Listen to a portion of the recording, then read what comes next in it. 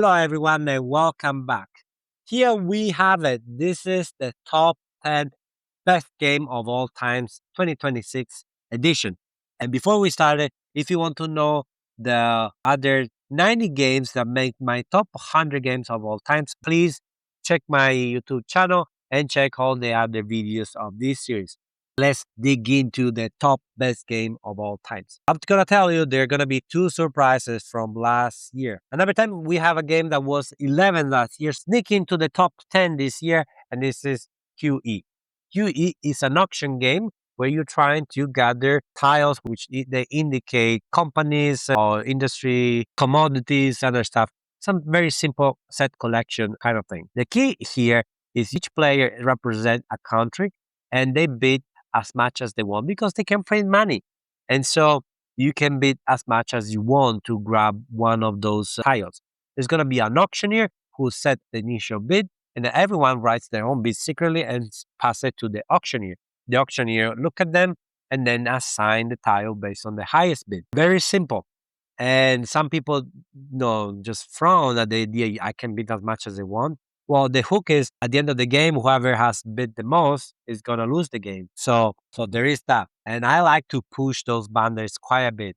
It's very interesting when you see I bid, I don't know, 1 million, and then someone else bid 20 millions and they don't win. So they know, oh, I bid 20 million. And Bob has won. How much did he bid?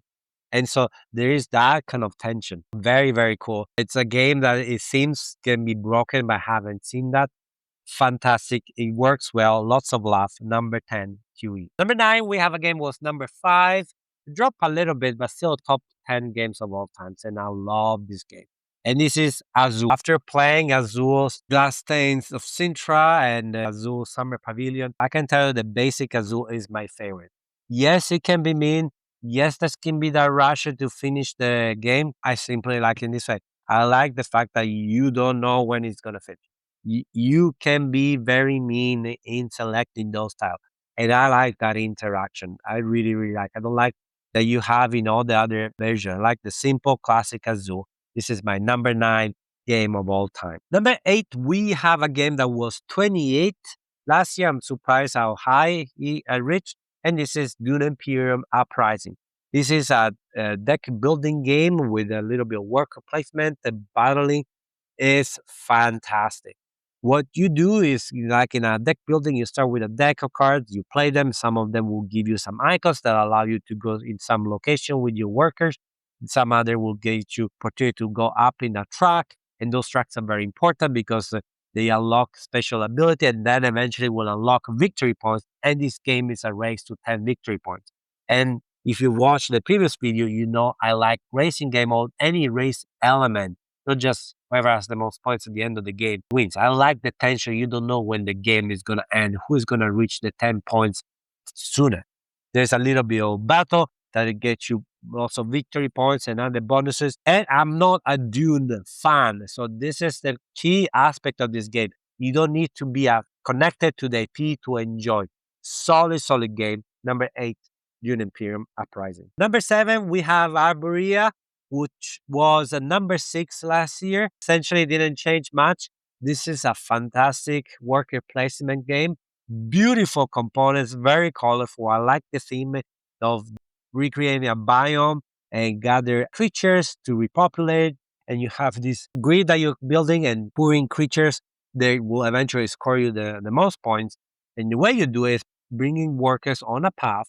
And this path is characterized that you have sort of a carbon board that advance every turn when there's a pawn on top of it. So you place your worker and you can wait several turns until this pawn has went and advanced enough to get you lots of resources. Or if you want to rush it, you can unload it from your track sooner to get less resources but get you things going on. On top of that, I like how the resource management works.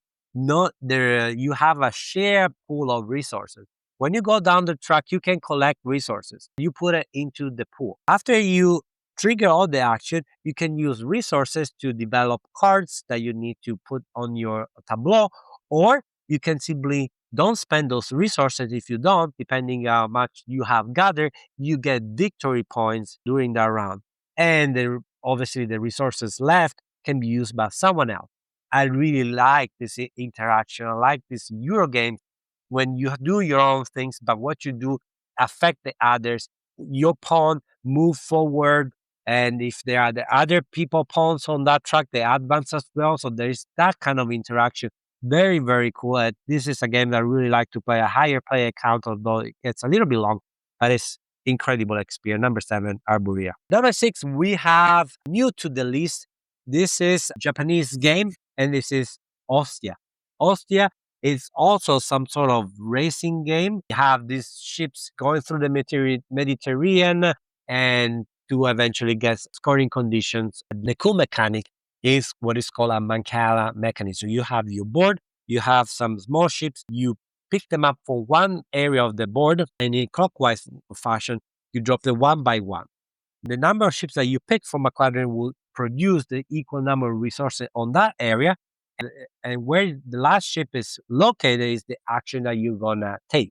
Most of the time in this game, you're going to produce resource in an area where you're not going to do your action. So it's a lot of planning ahead. I'm going to move this to have enough resources here. So next round, I'm going to move those ships from this resource, from this quadrant, so I can get the action done.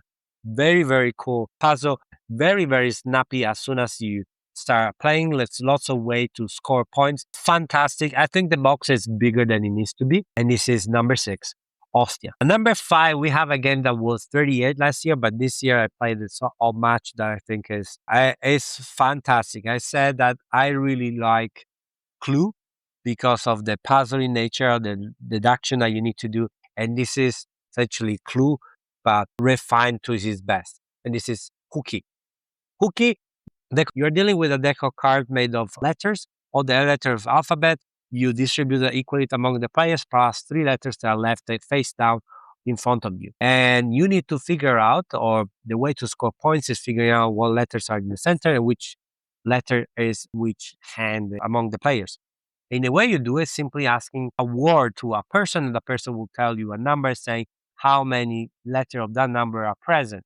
And if you have the same letter repeated 2 times, you get 2. So you don't know if it's 2 because the letter is a letter repeated 2 times, or there are 2 different letters. And by asking this question and listening what other question and answer are given from the other players, you can solve this puzzle. It's a very difficult puzzle, but it's the true core and the true things that I like about Clue distilled to a very compact and also small side box, Hooky, number 5. And number 4, we have the highest new entry for this year. This is Cretaceous Rail. I told you guys I'm a sucker for dinosaurs and I love Ticket to Ride, and these things two together make an excellent game. In Cretaceous Rail, you have a route building through this park where you have dinosaurs, volcanoes, palm, and such, because you want your visitor to see those dinosaurs. And doing that, you need to also to take care of the trees, because trees don't allow the visitors to see the dinosaurs. You gather those trees and dinosaurs to activate some sort of small engine building that you have. And the cool mechanics is that your action selection is dictated by a 3x3 grid where you have tiles with the icon indicating the action you're going to take. And you have a pawn that you place between 2 tiles. And those are 2 actions that you're going to take in your turn. And so the puzzle is in which orientation combination you're going to take those actions and at what time. Because a spot that you really want, or 2 actions very powerful side by side, that spot is going to be taken very soon. And so are you going to take it right now, although it's not ideal for you, or you're going to do it because you want to stop Tom to do so? Fantastic. Lots of toy factors, a very big box, so satisfying. I feel very naughty to play this game. It's not very hard, but I really enjoy it. Number 4, Cretaceous Rail.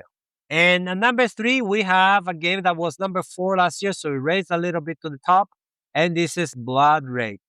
Big plastic dude on the board fighting for area control, but also you have a very cool drafting at the beginning. Very simple drafting, but that is the core of the game.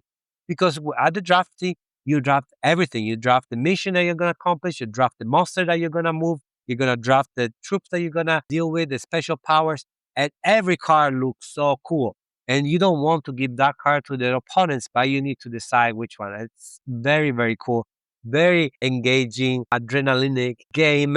Fantastic. Number 3, Blood Rage. And number 2, we have a game that was number 3 last year. Erased a little bit. I guess I still have fresh memory of the legacy games that I played. And this is Pandemic. Pandemic is really a fantastic game. Perfect cooperative game. Very simple, easy to teach, and lots of adrenaline. Not many moving parts. Everyone that gets to the table, there's like that tension all the time. This is the Pandemic that I own just because I like the theme, but there are many other versions. Pick whatever you like. And if you haven't played, do you a favor, play the legacy game. Also, these are fantastic experience. Nowadays, they can be found relatively cheap considering that it's a legacy game, around 40, 50 Canadian dollars. I found it, and it's a fantastic experience. The system is very solid. The story is very solid. There are always a little bit of tweaks and a new addition that makes the game very interesting. I will still play the basic Pandemic. There are so many new iteration, theme, and the legacy. That definitely, if you are more experienced gamers, I would suggest to try already one of those. But in general, the Pandemic system deserves to be top 2 game of all times. And the number 1 was number 1 last year. It's number 1 this year. Nothing changes. If not, maybe stronger because the new expansion is coming out. And this is Root. Root is everything I like as variable player power or different, asymmetric faction. It's a highly interactive game. There's some Euro type component in how you manage your resources, your cards, and your things around your board. And there's the race to 30 points. That race is so tight. Every faction plays differently. I can play this game with 3 people, 4, 5, 6. I don't mind any player count. Fantastic experience every time. I played recently with the new players. I suggest to teach only to 1 new player at a time. Fantastic, fantastic. I look forward to the next one. And Root is still my number 1. And here you have it, my top 10 games of all times. What about your favorite? Please comment in this video, in the previous video, and if you haven't done it, please like, share with your friends, subscribe to this channel. You know that this is not your first YouTube video, am I right? Thank you very much, and see you next time.